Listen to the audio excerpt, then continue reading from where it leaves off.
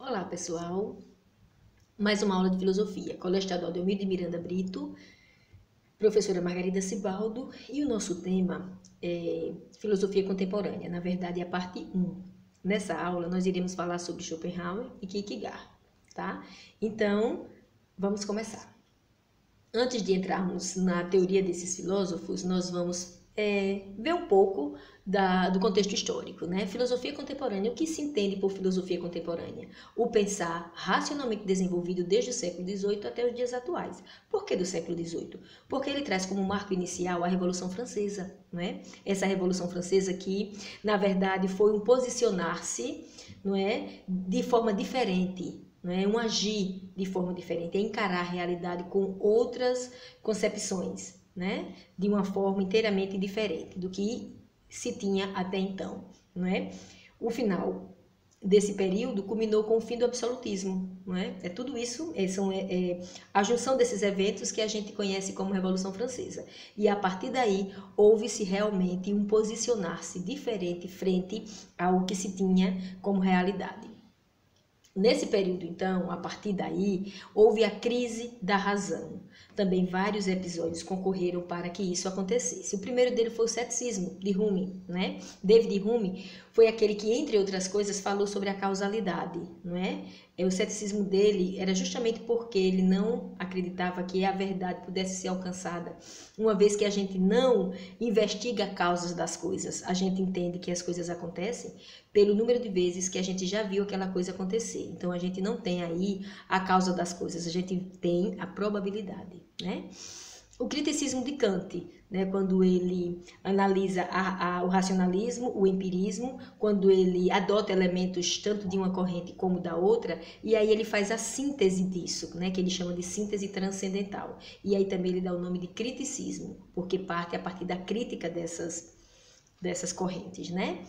E depois disso vem os mestres das suspeitas, que no caso aqui não, que são, na verdade, Nietzsche, Freud e Marx. Cada um no seu contexto, cada um com a sua visão de mundo, cada um dentro de suas teorias, de seus estudos, apontando as rachaduras daquilo que se tinha como realidade, né? Nietzsche, a questão dos valores morais religiosos, né, que modelava a forma de ser e de viver do homem, né, ele denunciando essa questão. Freud apresentando a dimensão antes desconhecida, que era o nosso inconsciente, né? E Marx denunciando a questão da exploração do homem pelo homem, né? E aí tudo isso culminou para a crise da razão. E a filosofia contemporânea ela ainda passou a questionar outras questões, a validade do conhecimento, até onde esse conhecimento é válido, não é? A questão da ideia de verdade. O que é verdade? O que é verdade absoluta? Existe verdade absoluta ou a verdade ela é relativa? O que é verdade? Né? Tradições filosóficas, né? Tudo aquilo que a gente tinha como verdade até então, né?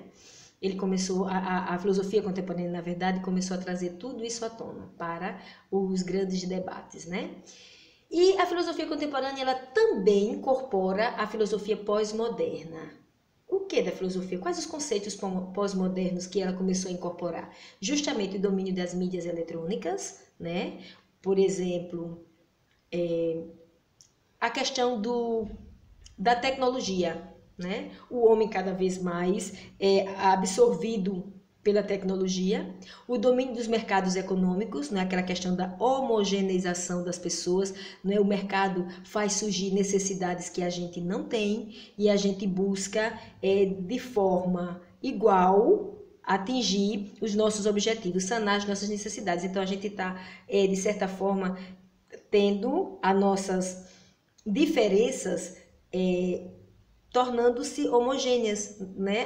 O mercado ele está homogeneizando as nossas necessidades e fazendo com que a gente vá consumindo cada vez mais. E isso aí é a questão do consumo alienado, não é? Vem a questão também do lazer alienado, a cultura virando mercadoria, não é? Aqui também existe a queda das grandes narrativas, por exemplo, o marxismo, que dizia que com a revolução industrial, com o que se O que é que a gente ia colher disso seria o quê? Um homem mais autônomo, mas na verdade a Revolução Industrial mostrou que a exploração do homem pelo homem persiste. Marx disse na sua questão de a luta de classes, né? Que a partir da luta de classes o homem ia evoluir, né? O homem ia tomar consciência de sua autoridade, de sua autonomia e ia evoluir. E a gente vê até hoje que não houve esse alcance através das lutas de classe, né? O homem continua sendo explorado pelo homem. Houve também o iluminismo, que era uma grande narrativa que dizia que com o avanço da ciência o homem também iria melhorar, melhorar em termos de humanidade, iria alcançar o ápice da sua humanidade, da sua evolução. Através da ciência, o homem ia alcançar o mais alto estágio. E a gente vê que o homem pode ter evoluído, não é, cientificamente falando, ou seja, nos conhecimentos científicos, mas a questão da maldade do ser humano ainda por exemplo, um exemplo clássico para isso é a bomba atômica, né? Que ela foi construída pela nata dos cientistas, né? Então, homens inteligentes, homens que alcançaram um alto grau de conhecimento dentro dessa área e, no entanto, o fruto de seu trabalho foi usado para exterminar outros seres humanos. Então, foi um grande avanço tecnológico, mas o uso disso não beneficiou a humanidade. Então, essas grandes narrativas de iluminismo, de marxismo, elas não alcançaram o que se propunham, né? Então, esses são os grandes discursos que a pós-modernidade mostra, né? A rachadura, a fissura que isso tem deixado, né? Então, vamos agora para o primeiro filósofo desse contexto, Arthur Schopenhauer, né? Que nós trazemos agora. Arthur Schopenhauer viveu entre os anos de 1788 e 1860. Né? Duas palavrinhas para esse momento, vontade e representação. Ele tem uma obra intitulada O Mundo como Vontade e Representação. E são essas duas palavras que vão fundamentar a nossa fala aqui. Então, em primeiro lugar, ele foi crítico do racionalismo de Hegel, né? O racionalismo hegeliano. Mais tarde a gente vai dizer exatamente como. Ele diz que o mundo efetivo, essa realidade que a gente vê, que a gente percebe, que a gente toca, só existe para quem o representa. Ou seja, o que é essa representação, o que é de concreto, o que a gente pode tocar, sentir, o que a gente pode ver, perceber, né? Esse mundo representado, na verdade, ele é fenômeno. E o que é fenômeno? É tudo aquilo que aparece para a gente, é tudo aquilo que os nossos sentidos podem alcançar, né? E esse fenômeno, ele ocupa lugar no espaço, ele desenvolve-se em determinado tempo e existe uma causa, né? Todo fenômeno é feito de uma causa. E aí ele diz o seguinte, que conhecer os fenômenos por meio da razão não nos faz alcançar o seu sentido. A gente vê a casca, a gente vê o que está por fora, a gente vê o que se aparece para nós, mas a essência das coisas a gente não consegue alcançar pela razão. Ele diz o seguinte, que é necessário outro caminho, o do sentimento, né? Então existe essa questão da subjetividade do ser, não é que é o que faz eu ser do jeito que eu sou, o que me faz ser do jeito que eu sou, esse eu, né? O meu eu, né? O que pensa da forma como pensa, o que sente da forma como sente, o que age da forma como age, o meu jeito de ver e de entender e de interpretar o mundo, isso é a minha subjetividade, né? Mas ele diz que essas subjetividades, ela também obedece às leis da causalidade, né? Existem causas, né, para que eu seja da forma como eu sou, para que eu veja e entenda as coisas da forma como eu entendo. Mas esse corpo humano, meu corpo, né, ele é constituído de elementos, né, que me instrumentaliza para o conhecimento. Minha mente, lógico, né, minha ação racional, os meus sentidos, tudo isso vai me instrumentalizando para que eu possa alcançar o conhecimento. E nesse caminho, nesse percurso, a gente descobre a vontade. E vontade, o que seria vontade nesse contexto aqui de Schopenhauer? Vontade é aquela força que nos empurra, que nos impulsiona, que nos projeta, né? Que nos lança para frente para que a gente saia do nosso estágio e a gente evolua.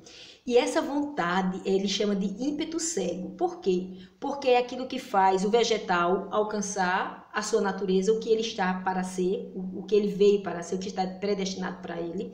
E todas as outras, né, nascer, crescer, evoluir, tudo, responder, na verdade, ao que a natureza reserva para cada ser. Só que no ser humano acontece diferente. No ser humano, a vontade, ela deixa de ser cega e passa a ser consciente. Essa força que nos impulsiona, que nos joga para frente, ela acontece de acordo com a nossa consciência, né? Nós somos impulsionados por essa vontade, mas de forma consciente. O que é que a gente quer?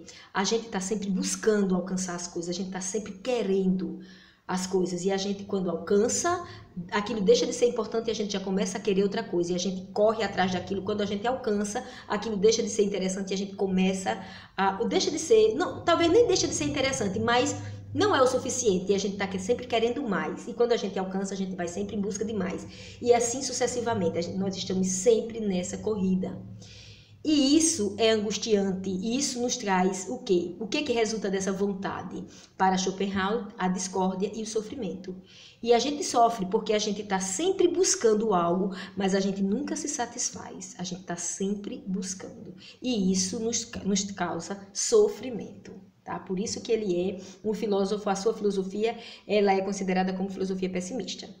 Mas ele também traz um alento, ele traz um bálsamo para isso. Por exemplo, ele diz que meio em meio, mesmo em meio ao conflito, no conjunto da realidade existe um equilíbrio das espécies.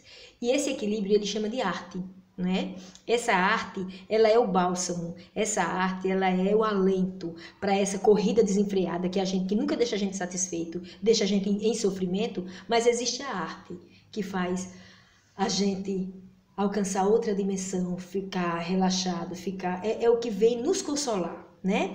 E ele diz que toda forma de expressão, a experiência estética é capaz de atingir o ser das coisas e não apenas seu aparecer, né? Então, através da arte cênica, artes plásticas, através da música, da dança, de tudo, né?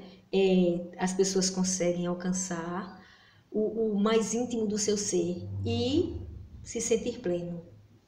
Ele também fala sobre a estética, né? A estética, ele traz para esse tema da ética, a compaixão. E o que seria compaixão? A capacidade de me colocar no lugar do outro, como se aquele outro fosse um outro eu, tá? Então não é só eu me colocar no lugar do outro para sentir o que o outro está sentindo. Não, é mais que isso. É me colocar no lugar do outro como se aquele outro fosse um outro eu. Significa então que eu vou absorver aquele sofrimento. Para quê? Só para sentir? Não. Não apenas sentir, mas agir para minorar o sofrimento alheio. Então quando aquele outro passa a ser um outro eu, não é? A minha capacidade de estar no lugar dele não para no campo do sentimento, mas e sim da ação, para diminuir aquele sofrimento, né? E aqui eu apresento para vocês Søren Kierkegaard, né? Søren Kierkegaard tem duas palavrinhas para ele também, razão e fé. Ele é crítico da filosofia moderna, com todos os seus conceitos e seus paradigmas. Ele é também um existencialista, na verdade ele é o pai do existencialismo, e ele diz que a existência subjetiva, aquela parte que só eu tenho, que é minha, individual, que faz eu ser do jeito que eu sou, é irredutível ao pensamento racional, ou seja, ela não se reduz a uma coisa que a razão pode alcançar, de forma alguma. A existência subjetiva, o eu de cada um, por isso, por não ser irredutível ao pensamento racional, tem valor filosófico fundamental. Ele traz à tona a questão da existência. E ele diz que essa existência é permeada por contradições. É o meu ser, o meu não ser, o meu gostar, o meu não gostar, o que eu quero, o que eu não quero, o que eu sinto, o que eu não sinto, o que eu sei, o que eu não sei, o que é importante, o que não é importante. Esses paradoxos, essas contradições, né? A razão é incapaz de solucionar. E ele fala do sistema dialético, também de Hegel, né? Aquele sistema dialético onde Hegel diz que uma tese, que é uma ideia, ela é confrontada com uma tese contrária, com a ideia contrária. Daí surge uma síntese, que é uma ideia ampliada, uma ideia melhorada. E ele diz o seguinte, que o sistema dialético de Hegel não deve explicar por meio de conceitos, deve explicar por meio da paixão. E o que seria paixão nesse contexto?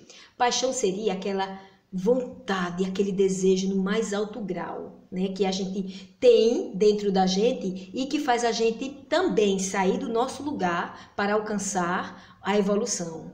E ele diz o seguinte: sem paixão, o espírito não recebe o impulso para o salto qualitativo. Ou seja, sem paixão, o meu espírito, a minha consciência, o meu eu, ele não é impulsionado para a evolução. Mas ele diz o seguinte, que para eu evoluir, eu tenho que fazer decisões. É um ato de liberdade, ou seja, eu sou condenado a ser livre, né? O homem é condenado a ser livre, ele tem que decidir. Só que nesse momento de decisão, ele se angustia, ele tem medo, né? Então, ele fala da angústia que precede o ato de ser livre, né? Eu sou livre, eu tenho que tomar decisões, mas ao mesmo tempo isso me angustia, me dá medo. E se eu não estiver tomando a atitude correta? E se trouxer consequências que eu não esteja preparado para elas, né? Então, esse momento é angustiante. E, assim como Schopenhauer diz que a arte é o alento para o homem que está em constante busca, Kierkegaard traz como alento para essa angústia a fé religiosa, né? A consciência das paixões, fé religiosa, é o estágio superior da vida espiritual. Então ele diz que a fé é o mais alto paixão humana, a fé ela impulsiona para o salto no escuro, eu vou pular para o desconhecido porque eu tenho fé, né? Fé em Deus. Ela é plena de paradoxo, é claro, que é plena de paradoxo. Ele traz aqui até a história de Abraão, que rezou, orou durante a vida inteira para que Deus o concedesse um filho, que era o desejo de seu coração. E finalmente Deus concedeu, né, na velhice. E o filho, que ele deu o nome de Isaac, passou a ser o objeto de seu grande amor. Né? E, no entanto, quando Deus quis provar a fé de Abraão e pediu que ele sacrificasse Isaac, ele prontamente aceitou. Então, isso é um paradoxo. Como é que eu abro mão daquilo que eu mais quero? Não é? Como é que eu abro mão da razão da minha vida? Né? Então, a fé explica. Então, a fé é o estágio superior à ética e é o último caminho a ser percorrido na existência. Tá certo, pessoal? Esse é o pensamento de Kierkegaard, né? Nós vimos Schopenhauer, vimos Kierkegaard, tá certo? E no Classroom tem uma atividade para vocês, tá certo? Qualquer dúvida pode entrar em contato comigo. Eu agradeço demais a atenção de vocês, tá certo? E ficamos por aqui. Um grande abraço.